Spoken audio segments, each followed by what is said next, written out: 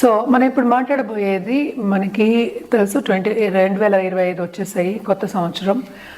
రాశి ఫలితాలు కూడా మనం మాట్లాడుకున్నాం. ఎవ్రీ నెల నా రాశి ఫలితాలు చెప్పడం అలవాటే కదా, ఈ ఛానల్కి చాలా చెప్పున్నాను. ఇప్పుడు మేజర్ ఈవెంట్ 2025లో ఒకటి జరగబోతోంది. అంటే 6 ప్లానెట్స్ మనకి ఒక చోట ఒక హౌస్లో ఉండబోతున్నాయి. అంటే ఏ రోజు ఏమిటి అనేది మాట్లాడదాము. ఇది ఎక్కడ జరుగుతోంది అంటే మీనంలో జరుగుతోంది.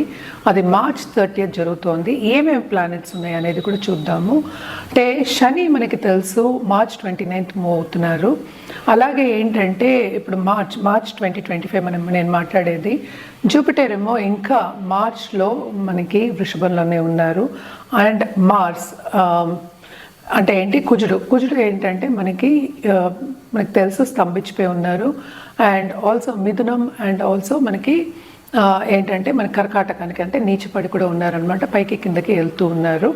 సో మిగతా 6 ప్లానెట్స్ అంటే ఏంటంటే ఇప్పుడు మనకి మూన్ని కూడా మనం ఇక్కడ చేర్చుకుంటున్నాము. సో శని ఏమో నేను ఇందాక చెప్పినట్టు కుంభం నుంచి మనకి మీనం March 29th వెళ్తున్నారు.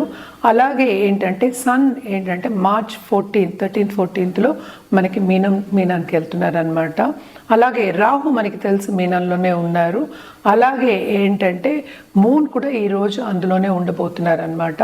అలాగే వీనస్ కూడా మనకి తెలుసు ఇప్పుడు మీనంలోకి వస్తున్నారనమాట, especially March 30th. And also బుధుడు కూడా ఇదే రాశిలో March 30th ఉంటున్నారు. మనకి తెలుసు చంద్రుడు 2 రోజులకు ఒకసారి మారుతూ ఉంటారు కనుక ఇది ఒక 2 రోజుల వరకే, 2 రోజులు 3 రోజుల వరకే 6 కూటమి జరిగిపోతుంది. 6 ప్లానెట్స్ లేకపోతే 5 ప్లానెట్స్ కూటమి అంటే ఒక మంత్ వరకు ఉంటుంది. దీన్ని బట్టి ఏంటంటే మిగతా రాసుల వారికి ఎలా ఉంటుంది, ఏ రాసుల వాళ్ళకి ఎలా ఉంటుందో మనం మాట్లాడబోతున్నాము. ఫస్ట్ ఏంటంటే మనకు చెప్పాల్సింది, ఎప్పటికైనా సరే మిశ్రమ ఫలితాలు మనం ఎక్కువ చెప్తూ ఉంటాము. అంటే ఏంటంటే కొన్ని విషయాల్లో బాగుంటే కొన్ని విషయాల్లో బాగుండకపోవచ్చు. అలాగే అన్ని రాసులకి బాగుండాలని లేదు కదా. సో ఏమేమి రాశికి చాలా బాగుందో మనం చూద్దాము. మీనానికి బాగుంటుంది, మేషానికి బాగుంటుంది, అలాగే ఏంటంటే మిథునానికి బాగుంటుంది, అలాగే ధనుర్కి బాగుంది అని చెప్పాలన్నమాట. అండ్ ఆల్సో ఏంటంటే కర్కాటకానికి బాగుంటుంది ఈ కూటమి మూలాన్ని. ఎప్పటికైనా 2 గ్రహాలు కలిసినప్పుడు మనం ఏంటంటే యోగం అని మాట్లాడుతూ ఉంటాం. అది రాజయోగం అవ్వచ్చు, అవయోగం కూడా అవ్వచ్చు అనమాట. సో ఎవరికి ఏ రాశి వాళ్ళకి రాజయోగం ఉంది, ఏ రాశి వాళ్ళకి కొంచెం తక్కువ ఉంది, ఏ రాశి వాళ్ళకి మిశ్రమ ఫలితాలు ఉన్నాయనేది చూద్దాం. ఎప్పటికైనా సరే మనం మాట్లాడేది ఏంటి, పరిహారాలు చేసుకుంటే కొంతవరకు ఏంటంటే కొంచెం ప్రభావం అనేది తగ్గుతుంది. కనుక అందరికీ చెప్పేది జనరల్గా రెమెడియల్ మెషర్స్ చేయాలంటే ఎప్పటికైనా మనం చెప్పేది శక్తికి, అంటే ఏంటి అంటే మనకి పరాశక్తికి మనం పూజలు చేసుకుంటే కనుక, లేకపోతే నిత్యం పూజలు చేసుకుంటే, లేకపోతే తలుచుకుంటే కనుక కొంతవరకు మనకి నెగటివిటీ అనేది బ్యాలెన్స్ అవుతుంది, మనకి పాజిటివ్ బ్యాంక్ బ్యాలెన్స్ అనేది గ్రో అవుతుంది అనమాట.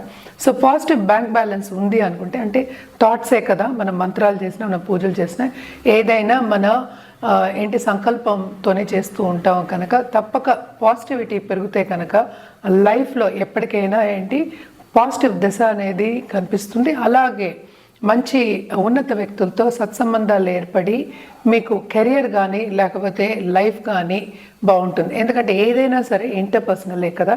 ఇప్పుడు 5 ప్లానెట్స్ 6 ప్లానెట్స్ కూడినప్పుడు అప్పుడే కదా ఒక విషయం ఒకటి జరుగుతుంది. ఒక ఏంటంటే ముందుకెళ్ళాలన్నా వెనక్కి వెళ్ళాలన్నా స్తంభించిపోవాలన్నా అప్పుడే జరుగుతుందన్నమాట. To go forward are to walk in the path అని చెప్పచ్చు. సో ఎప్పటికైనా సరే అన్ని రాసుల వారికి బాగుంటుందని చెప్పలేము, మిశ్రమ ఫలితాలని చెప్పాలి. నేను చెప్పిన ఇదే ఏంటంటే పరిహారాలు చేసుకుంటూ ఏంటంటే అన్ని రాసుల వారికి మీరు చూసుకోవచ్చు అనమాట. మీ రాశికి ఎలా ఉందో కూడా చూసుకోవచ్చు. ఎప్పటికైనా పరిహారాలు అనేది వెరీ వెరీ ఇంపార్టెంట్. అదొకటి కాకుండా మనం మాట్లాడేది ఏంటంటే ఒక టాపిక్ గురించే కనుక ఎప్పటికైనా మీరు మీ జాతకాన్ని పరిశీలించుకుంటే, అంటే వ్యక్తిగత జాతకాన్ని పరిశీలించుకుంటే కనుక తప్పక రిజల్ట్స్ అనేవి డిఫరెంట్గా ఉంటాయి, రెమెడియల్ మెషర్స్ అనేవి డిఫరెంట్గా ఉంటాయి. ఏదైనా సరే మన జాతకం పట్టే, మనం పుట్టిన తేదీ, మనకి టైము, ప్లేస్ ఆఫ్ బర్త్ అవన్నీ మార్చలేము కనుక మీ జాతకం చూసి మీకు పరిహారాలు ఇవ్వడం కానీ, లేకపోతే ఏ గ్రహాలకి ఏ పరిహారం చేయాలి, ఎలా కంట్రోల్ చేయాలి, లేకపోతే ఒక జాతిరత్నం వేసుకోవాలన్నా కానీ మీ వ్యక్తిగత జాతకం చూపించుకోవడం మంచిది. ఇప్పుడు మనం మాట్లాడుకోబోయేది కన్యా రాశి వాళ్ళ గురించి. కన్యా రాశి వాళ్ళకు కూడా మిశ్రమ ఫలితాలే ఘోషిస్తున్నాయి. కూడని కేతు ఉన్నారు. మనం మాట్లాడుకునేది ఏంటంటే మనకి ఈ కూటమి గురించి మాట్లాడుకుంటున్నాము. ఈ రాశికి అధిపతి కూడా 7th ఉన్నారు. కానీ ఏంటంటే మనకి గుర్తుపెట్టుకోవాల్సింది నీచపడి ఉన్నారు, అంటే బుధుడు నీచపడి ఉన్నారు అనమాట. సో ఈ రాశి వాళ్ళకి అంత బాగుంటుంది, బ్రహ్మాండంగా ఉంటుందని చెప్పలేము. ఈ నెలన్నర రోజు అనుకోండి. అండ్ ఆల్సో మనకి చూసాము అంటే 2nd లార్డ్ కూడా కూడానే ఉన్నారు. అంటే ఏంటి, వీళ్ళ స్టేటస్లో కొంత వరకు కింద దిగజారే ఛాన్సెస్ ఎక్కువ కనిపిస్తున్నాయి. ఖర్చులు అయితే విపరీతంగా అవుతాయి, ఎందుకంటే 9th Jupiter 7th lord 9th ఉన్నాడు కనుక శుభ ఖర్చులు అవుతాయి. పెళ్ళిళ్ళకి కానీ, లేకపోతే రిలీజియస్ కార్యక్రమాలకు కానీ, లేకపోతే ధార్మిక కార్యక్రమాలు ఇంకో చోటుకి వెళ్ళడం కానీ, ట్రావెలింగ్ కానీ, అంటే ధర్మక్షేత్రాలు సందర్శించుకోవడం కానీ ఇలాంటివన్నీ జరుగుతాయి. అలాగే ఇంటి నిర్మాణం కానీ, లేకపోతే ఖరీదైన వస్తువు అంటే ఈ కాలంలో మనం క్లోత్స్ కూడా తీసుకోవాలి. ఖరీదైన వస్తువులు కొనుక్కునే ఇచ్చిపుచ్చుకునే ఛాన్సెస్ ఎక్కువ కనిపిస్తున్నాయి. అండ్ ఆల్సో మనం చూసాము అంటే 3rd లార్డ్ ఏమో మనకి 10th పడున్నారు. అంటే ఏంటి, పైకి కిందకి వెళ్తున్నారు కుజుడు.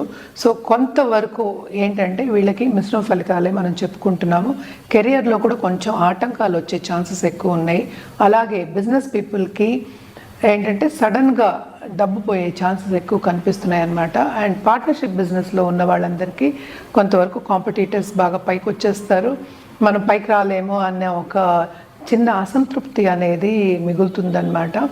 ఫుడ్ బిజినెస్లో ఉన్న వాళ్ళకి మాత్రం చాలా బాగుంటుంది. అలాగే ఎనీ మెటల్ బిజినెస్లో ఉన్న వాళ్ళందరికీ చాలా బాగుంటుంది ఈ కూటమి మూలాననే చెప్పుకోవాలి.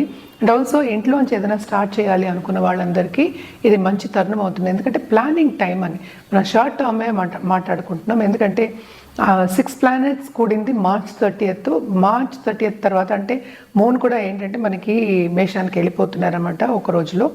సో దాని తర్వాత 5 ప్లానెట్స్ కూటమి జరుగుతుంది. కానీ 7th శని అనే అతను బాగా పనిచేయిస్తారు, బాధ్యతలు ఎక్కువ అవుతాయి. సో కొంతవరకు హెల్త్ మీద ధ్యాస పెట్టాలి. యాంగ్జైటీ లెవెల్స్ అనేవి పెరిగే ఛాన్సెస్ ఎక్కువ ఉన్నాయి కనుక హెల్త్ మీద ధ్యాస పెడితే ఇంకా మంచిది. పరిహారాల విషయానికి వస్తే కనుక తప్పక మనం గణపతికి నిత్యం పూజ చేయడం మంచిది, ఎప్పటికీ చెప్తూ ఉంటాను.